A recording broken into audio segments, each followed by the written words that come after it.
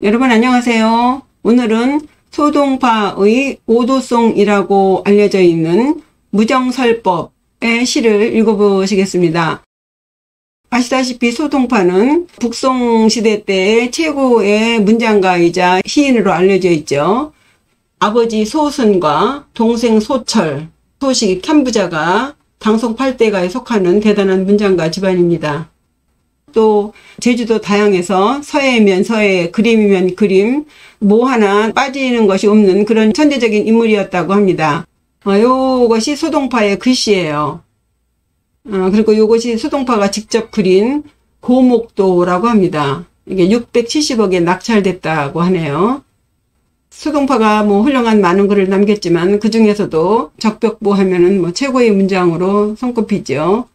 일전에 적벽보 읽어보셨죠? 그 외 얘기는 적벽보를 참고해 주세요. 그는 그 만 권의 책을 읽어도 당대 그 왕안석에 신법이 쓰여져 있는 그 율법은 읽지 않겠다는 필하 사건을 일으킬 정도로 할 말은 다 하는 스타일이었습니다. 그런 만큼 그는 자기의 그 철학에 대해서 소신이 있었고 또 자기의 지식에 대해서 대단히 자신만만한 스타일의 인물이었던 것 같아요. 그러니만큼 그 세속의 그런 학문을 우습게 여기는 혹은 좀 아래로 보는 불교의 그 선사들에 대해서 좀 못마땅한 생각을 가지고 있었던 것 같아요. 그런 그가 도인으로 칭송을 받으면서 불교와 인연을 맺게 된 계기는 한때 형주의 태수로 있을 때가 있었는데요. 그곳에서 그 승호 선사를 만나면서 시작된다고 합니다. 그는 선지식들을 시험해 볼 양으로 법거량을 했던 일이 있는데요. 선사들의 서로의 그 법의 수준, 경지를 서로 시험하는 그런 것을 법거량이라고 해요. 법을 이렇게 재는다는 것이죠. 그때 그 선사가 어디서 온 누구냐라고 물으니까 자기는 천하의 선지식들을 저울질하는 저울칭자 있죠? 칭가요? 라고 대답을 해요. 그러자 선사가 할이라고 해서 아주 큰 소리로 외마디 소리를 하는 것이 있는데요. 할 하면서 그럼 이 소리는 몇 근이나 되는지 맞춰봐라 그랬어요. 그러자 갑자기 소동파는 너무 뜻밖의 소리라 대답을 하지 못했죠. 그 이후로 뭔지 알 수 없는 그 선에 매료되어서 조금은 좀 겸손한 자세로 여러 스님들을 찾아다니면서 선도에 대해서 물어보고 다녔다고 합니다. 동파 선생이 불법을 배우는 과정 중에 여러 가지 내려오는 이야기가 있는데 한 번은 이제 여산에 있는 귀종사의 그 불인요원이라는 선사를 찾아가게 됩니다. 그 선사가 지금 의자가 없으니 방바닥에 앉으시라 하니까 그 소동파 말이 의자가 없으면 스님이 그 사대를 좀 빌려주시면 거기에 앉지요 라고 말을 해요. 이 사대라는 것은 사지육신을 말하는데 그러니까 딴에는 이제 법거량을 하는 거죠. 그러니까 이 선사가 하는 말이 사대가 본래 공한데 그럼 당신의 그 사대는 어디에 앉히겠소? 이런 식으로 해서 소동파를 속삭이는 일도 있었고요. 그런 식으로 소동파의 구도를 향한 행각이 계속되는데요. 오늘 감상하실 시와 관련된 이야기가 있죠. 한때 독림에 있는 흑룡사에 상총이라는 선사가 계셨는데 그분이 굉장히 유명하다는 소문을 듣고 설법을 청하러 갑니다. 가서는 스님에게 가르침을 받고 싶어서 찾아왔으니 한 소식 들려주십시오 하고 청합니다. 그러니까 스님이 말씀하시기를 산하대지가 다 설법을 하거늘 어찌 사람의 입을 빌어 유정설법을 구하려고 하는가. 무정설법의 공안을 깨치고 오면 내가 유정설법을 설하겠노라.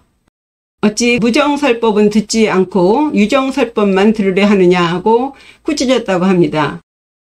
그 말을 듣고 정신이 번뜩 든 그 동파 선생은 이제 그때부터 유정설법과 무정설법에 대해서 고민을 하게 되죠.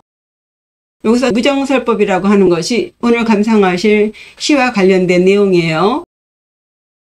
무정은 유정의 반대죠. 예, 무정설법이다 한다면 산이나 나무와 같이 정이 없는 것이 법을 설한다는 것을 말하는데, 우리는 보통 유정, 정이 있는 선지식이나 어른 스님들이나 위대한 사람들에게 설법을 듣지 않습니까? 그러니까 선생 입장에서는 도저히 이해할 수가 없었던 것 같아요. 그래서 그것이 화두가 돼서 이제 많은 고민을 하다가 어느 날 말을 타고 숲속에 폭포를 지나가다가 갑자기 화련대오하게 됐다예요. 그것이 동기가 돼서 지은 시가 오늘 읽으실 무정설법이라는 제목의 시입니다. 이 시의 본래 제목은 증동림 총장로 해서요, 동림에 있는 상총장로 스님에게 드린다는 시입니다. 그럼 나머지 이야기는 시 해석하면서 전해드리기로 하겠습니다. 이 시는 보시다시피 한 구에 7자로 되어 있는 기승전결, 4개의 구로 되어 있는 칠원절구시예요. 그리고 승구의 신자와 결구의 인자로 운을 마쳤습니다. 내용을 읽어보면요. 소동파의 무정설법. 시냇물 소리가 바로 부처님의 설법이니 산빛이 어찌 청정법신 비로자나 부처님이 아니겠는가. 밤새들은 84,000 법문을 훗날 다른 사람들에게 어떻게 들어 보일꼬 라는 내용입니다. 네, 그럼 첫 번째 기구부터 해석해 보겠습니다. 개성, 변시, 장광설. 시냇물 소리가 바로 장광설이요. 개자는 시냇물 개자죠. 소리성자. 그래서 시냇물 소리가 되겠습니다. 그 다음에 변시에서 변자는 곧변자죠. 시이다예요. 그래서 시냇물 소리는 곧 장광설 시이다예요.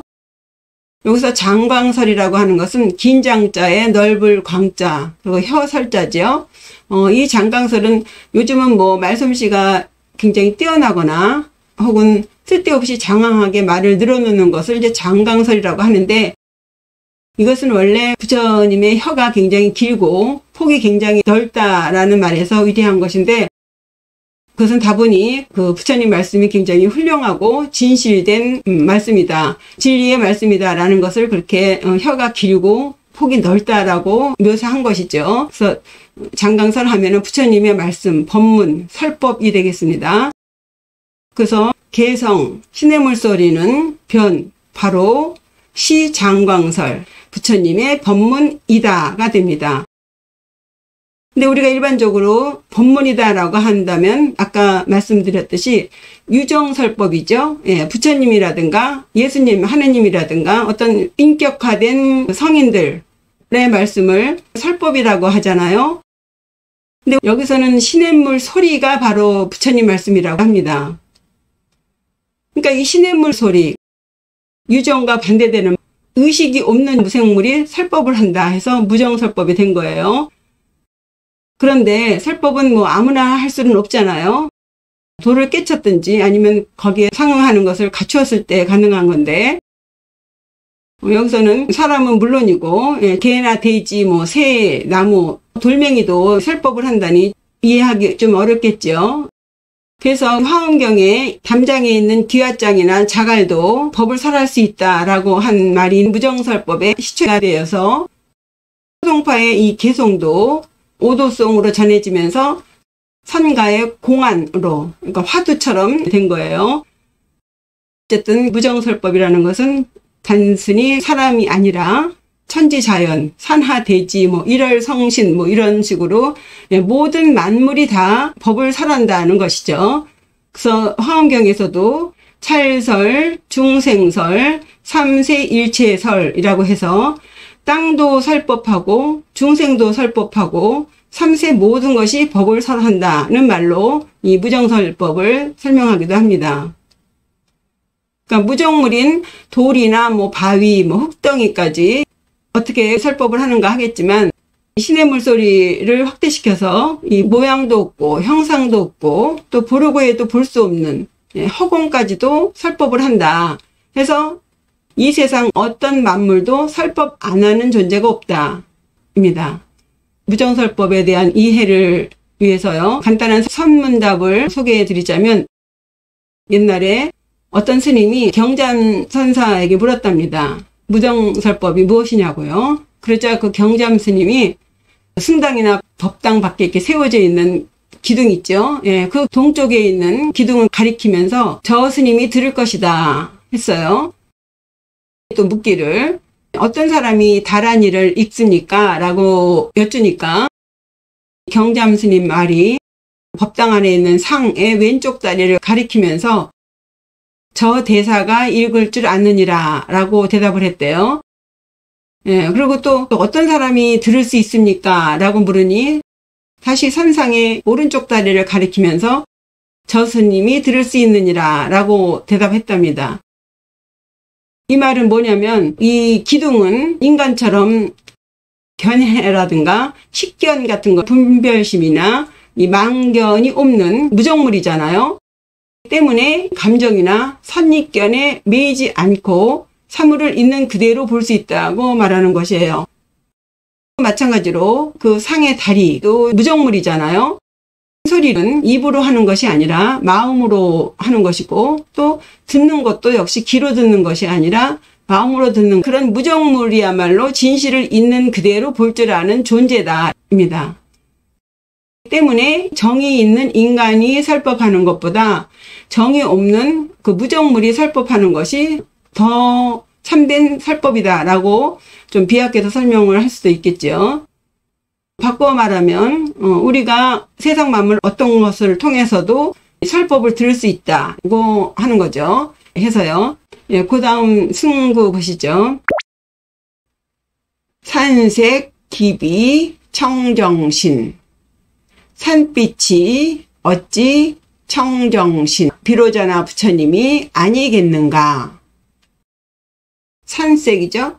예, 요 산색은 앞에 개성과 대꾸예요. 이 들리는 소리와 그리고 산색에서 빛은 이제 보이는 거죠. 예, 앞에는 청각적인 것, 여기는 시각적인 것을 대꾸로 해서 법을 표현하는 것이죠.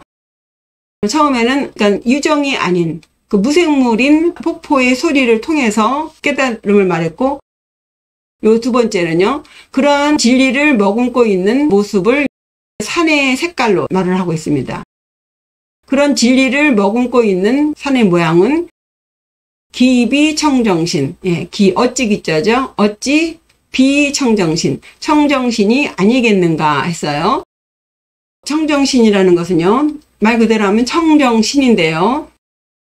이 불가에서는 부처의 모양을 세 가지의 몸으로 구분해서 설명을 하는데요.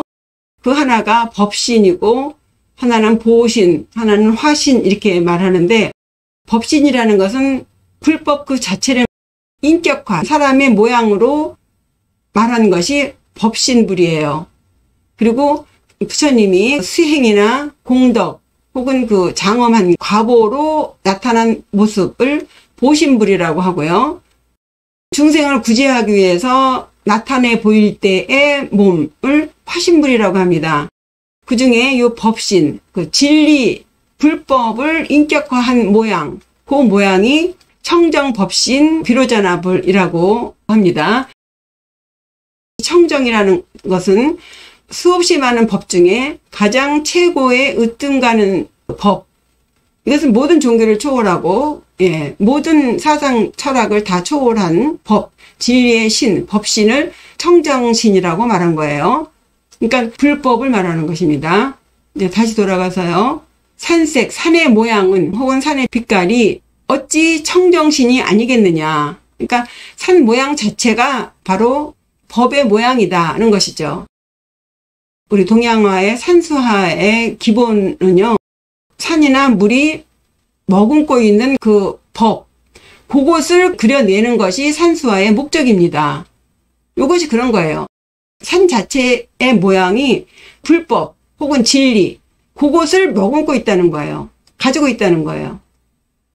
불가에서는 그것을 청정법신, 비로자나불이라고 하는 것이고, 유가에서는 그것을 태극이니 무극이니라는 것으로 표현을 하고요. 이것을 또 도가에서는 자연이라든가 도라는 말로 표현하죠. 그러니까 각각의 용어만 다를 뿐 같은 의미예요. 이런 경우에 이런 문구가 있어요. 계족 청정, 실원만, 계를 수행함에 청정하다면, 계족이라는 것은 지계, 계를 지키는 것이거든요. 계를 수행함에 청정하다면 실원만, 모든 것이 원만해서 영리 오범 제과실, 그래서 영원히 리, 이별할 수 있다. 무엇을? 오, 잘못 범하는 제과실, 모든 과실을 리, 떠날 수 있다. 그러니까 청정하다면 어떤 과실도 저지르지 않는다라는 구절이 있듯이 이 법을 지키는 것에 있어서 청정한 것만 하는 것이 없다고 하는 거죠. 해서 여기서 청정신이라고 하는 것은 불법을 지키고 유지시키고 하는 것으로는 청정한 것이 최고다 해서 청정법신이라고 명명한 것입니다. 기구와 승구를 같이 보시면요. 개성, 신의 물소리가 바로 부처님 말씀이니 모든 삼남 만물이 다 불법을 진리를 말하고 있는 거예요. 다만 우리가 깨닫지 못할 뿐이다는 것을 얘기하는 거예요. 그러고 보니 이 산색 기비 청정신, 저 산이 바로 청정법신 비로자나불이 아니겠는가 해서 이 삼남만상이 모두 부처님이라는 것을 이제 알았다 이거죠. 삼남만상이 바로 다 부처님이구나 라는 것을 이제 깨달으면서 삼남만상을 통해서 부처님의 법문을 듣는 것이죠. 해서요. 그 다음 전구가 그렇습니다.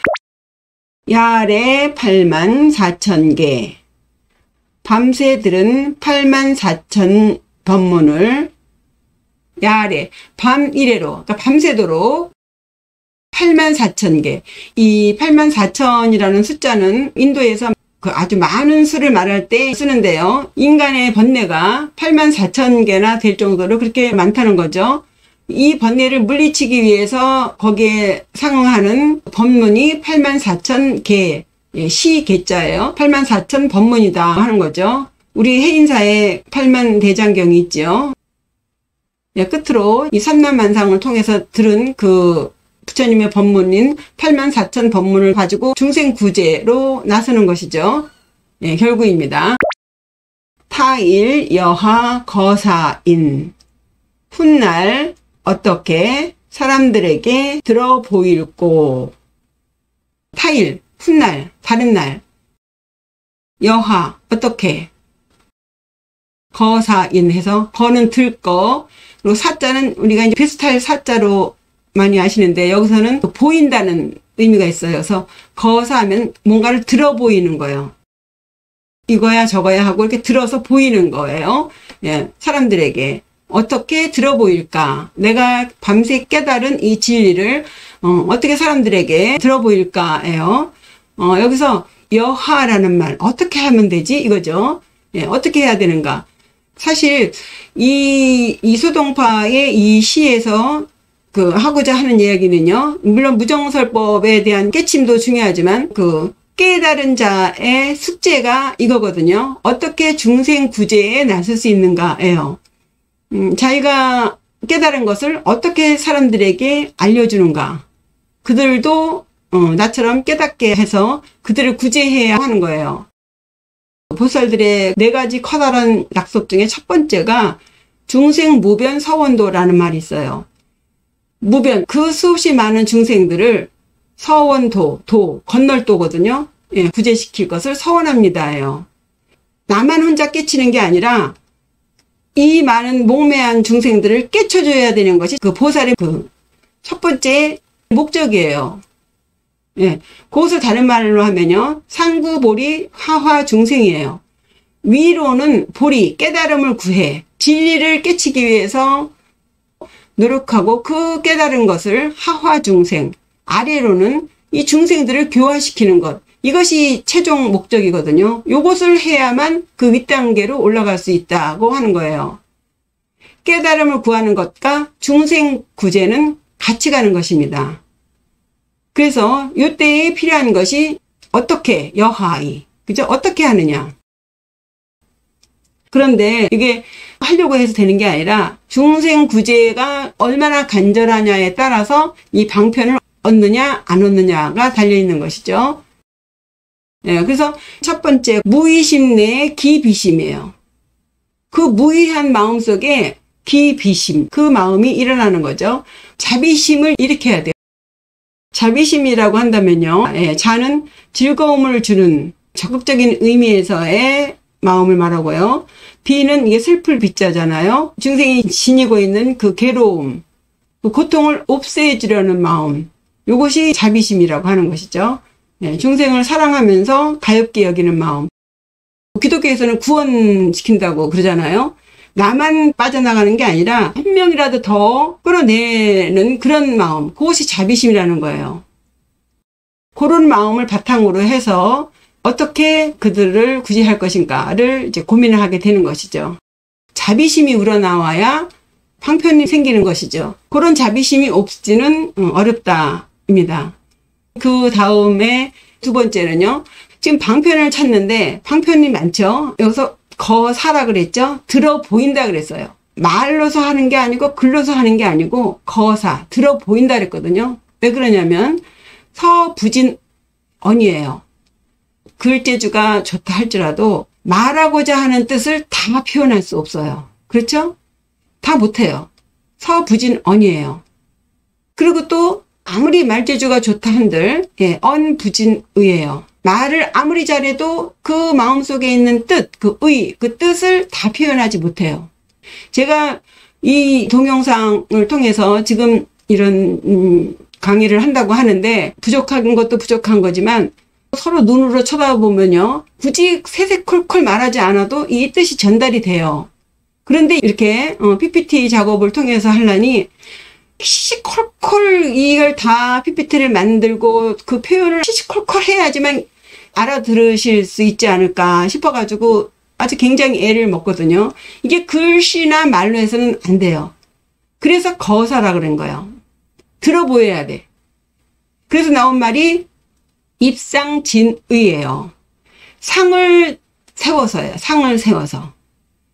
상을 세워서 진의, 뜻을 다 해야 된다. 이게 뭔 소리냐면 말씀드렸다시피 얼굴을 보면서 말을 할 경우에는 눈빛을 보낸다든가 어떤 모양을 보인다든가 그림을 그린다든가 어떤 상을 내세우면서 자기의 뜻을 전달하는 것이 더 정확하죠. 말이나 글보다. 그걸 얘기하는 거예요. 이거야 이거. 상을 세워서 상을 들어서 뜻을 전한다. 그래서 거사예요. 들어서 보이는 거예요. 항아리가 둥그렇게 생기고 색깔은 하얗고 뭐 아무리 말을 한들 그 항아리 하나를 딱 보여주면서 이거야 라고 말하는 게 아주 정확하지 않습니까? 그런 얘기예요. 입상진의. 상을 세워서 뜻을 다 나타내라. 그러고 나서 득의 망상이에요. 그렇게 해서 뜻을 알게 됐으면 망상, 잊을망이죠. 상. 그 상을 잊어라. 그 상에 집착하지 말고 내가 백항아리를 설명하려고 하는데 백항아리가 눈앞에 있으면 이게 백항아리야 라고 보이겠지만 그 백항아리가 없을 경우에는 항아리 비스꾸머리에 한 거 가지고 이렇게 생겼어 라고 하면 짐작을 하지 않겠습니까? 그러나 그 항아리는 진짜 백항아리가 아니잖아요. 그러나 뜻은 알았어. 그렇죠? 그러니까 지금 눈에 보이는 그 항아리는 잊어야 돼요. 그리고 자기가 안 뜻, 그 뜻만 갖고 있는 것이죠. 요 얘기예요. 그래서 입상진의 득의 망상인 거예요. 거사라는 말은 그런 의미에서 쓰인 말이고요. 여기서 이제 또 사람 인자가 들어가죠. 이 사람 인은 중생을 말하죠. 중생이라는 것은 인간이나 동물을 차별하지 않고 생명을 가진 윤회하는 모든 것을 다 중생이라고 합니다. 더 큰 의미로는 깨달은 자까지도 다 포함을 하는데 일반적으로 윤회를 반복하는 생물체를 중생이라고 하죠. 그런데 이 중생에게는 모두 불성이 있다는 거죠. 불성이 있기 때문에 그 안에 있는 불성을 끌어내는 것이 보살의 목적이죠. 이 동파 선생의 숙제예요. 그 많은 중생들이 가지고 있는 불성들, 신성이라고도 하고, 우리가 본래 가지고 있는 본성, 그 본성을 끌어내는 것, 그것이 깨친 자들의 숙제입니다. 그 정리하면요. 타일 여하 거사인. 훗날 어떻게 사람들에게 들어 보일꼬입니다. 그럼 전체 한번 정리해보죠. 귓구부터 보시면요. 예. 문장이나 글에 관한 타의 추정을 불허하는 선생이 진리라는 것은 책이나 말씀에 있는 것이 아니라 이 모든 삼라만상 속에 들어있는 것이다. 그리고 그 삼라만상을 통해서 드디어 법을 알고 나서 이제 내가 아는 것을 어떻게 사람들에게 알려주는가, 어떻게 중생들을 구제할 것인가, 이것을 이제 고민하는 것으로 이제 결말을 냈습니다. 이렇게 해서 소동파의 오도성이 이제 탄생한 것입니다. 이 시를 짓고서 이제 동파 선생이 아주 환희심이 났겠죠. 그래서 이 시를 가지고 상총 스님을 찾아갑니다. 자기가 이제 도를 깨쳤다는 것을 신고를 하는 거죠.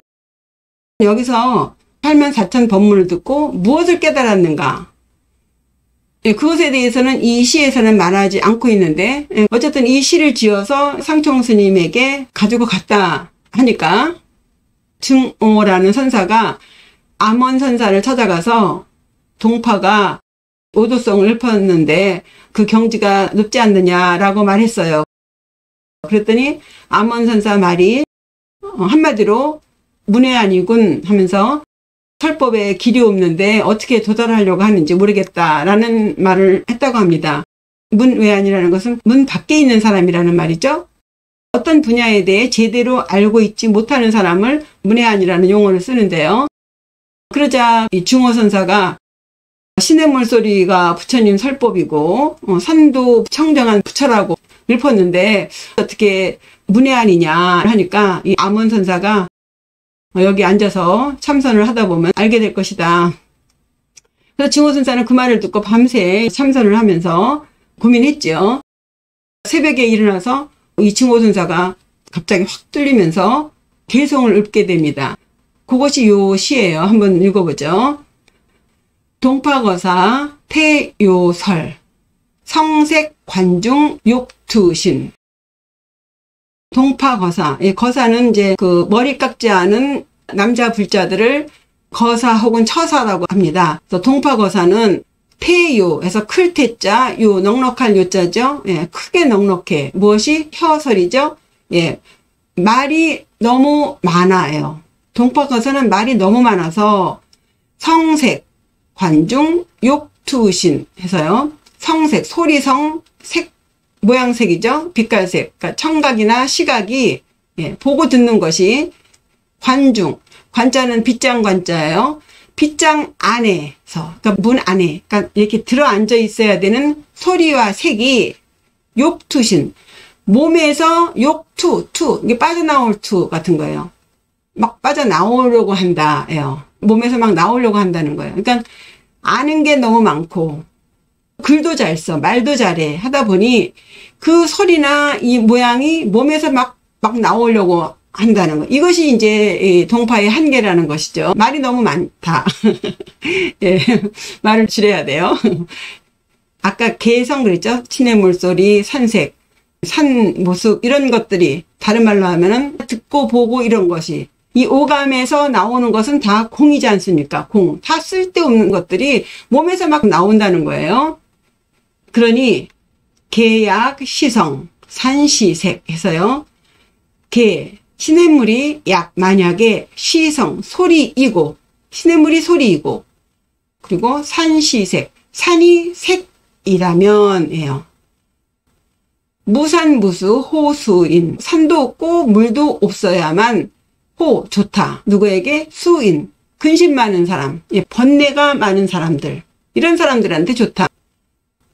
말하자면 동파같이 아는 거 많고 본 것도 많고 그런 사람들에게는 그것으로 인해서 계속 번뇌하지 않습니까?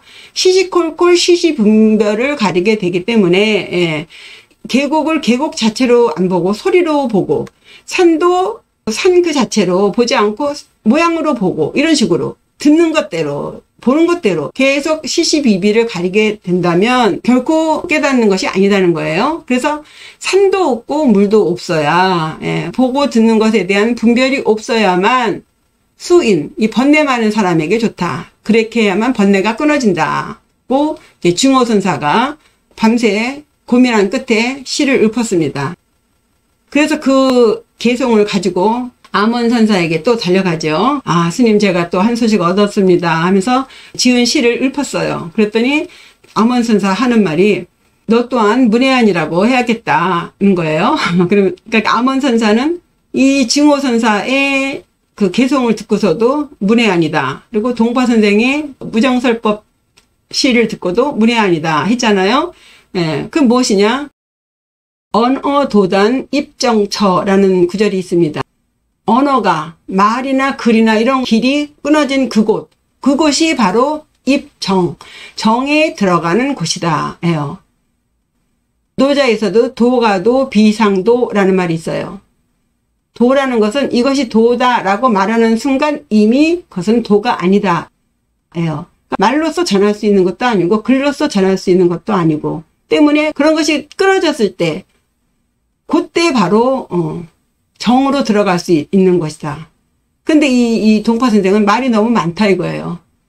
들리는 것, 보는 것 가지고 이러쿵저러쿵 말을 하니 이 동파도 문외한이다. 더 가야 돼. 더 공부해야 돼. 이거죠. 아는 게 너무 많아.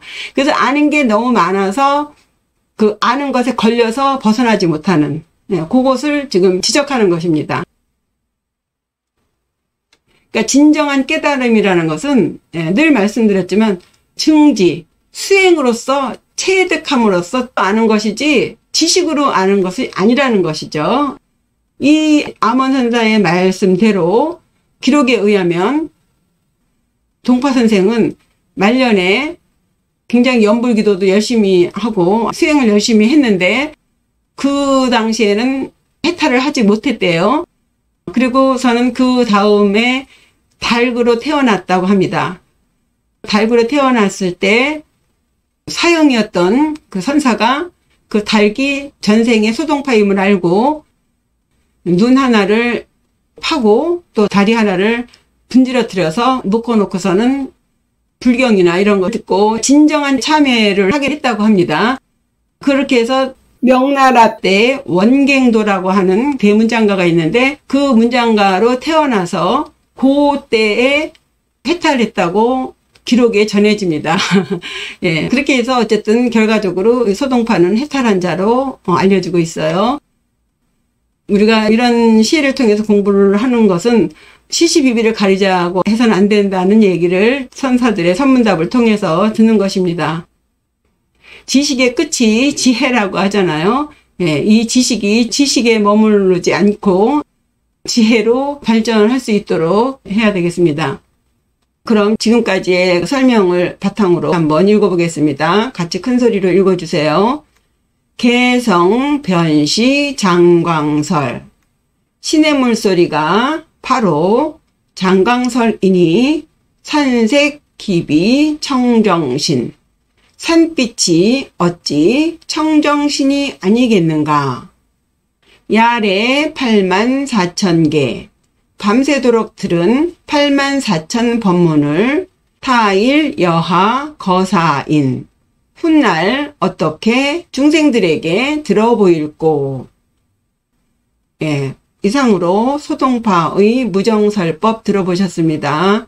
공부에 많은 도움이 되시길 바랍니다. 구독과 좋아요, 댓글, 알림 설정 잊지 마시고요. 예, 다음에 또 좋은 시로 찾아뵙겠습니다. 감사합니다. 안녕히 계세요.